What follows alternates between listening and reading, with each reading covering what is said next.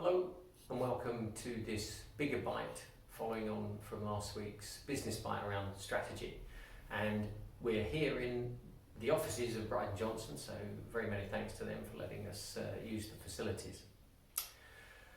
So the idea about this is to get everybody, yourself included, into a knowing space about a particular decision, and the tool we use around that is 5 layers. There are other tools you can use, but particularly 5 layers is the main one for this. As we see here, the context word is depth, and 5 layers, starting with L1, we start with the concept, or just the idea.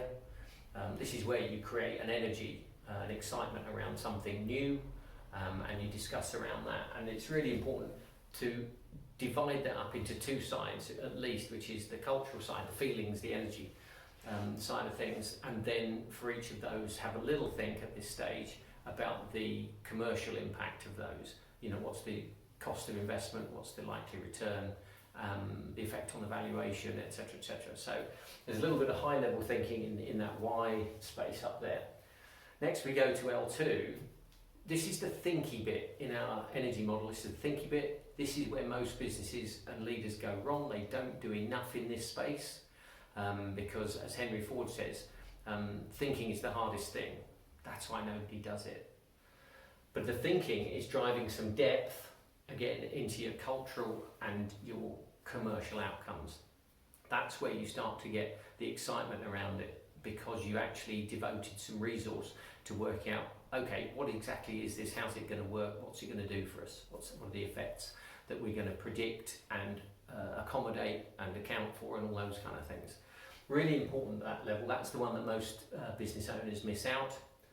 That enables us to create an implementation plan, which is the granular detail of what it is we're going to do here, why we're going to do it, what we're going to do exactly, and how we're going to implement it, and timescales and things like that. So really important to run those in order. In my experience, most business owners love to go from L1 to L3, largely because they can, and largely because it makes them feel excited and that they're doing something positive. But by doing L1, L3, you reduce the likelihood of success in this space, and effectively you're increasing your risk.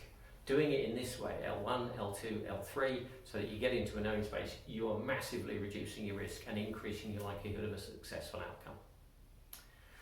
That's the bit for now, but everybody always asks L4 and L5. L4 is mentoring, which is more about what are we doing with whatever it is this decision is, getting people to support each other in the organisation, inside and out. And then we go into making the world a better place more in the integration space, which is where it gets into people's whole of life. This is a whole of life framework that you can use in any situation.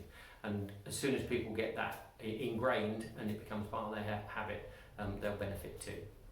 So that's it for the Bigger Bite this week, and I'll see you later on this week for another Business Bite. Cheerio.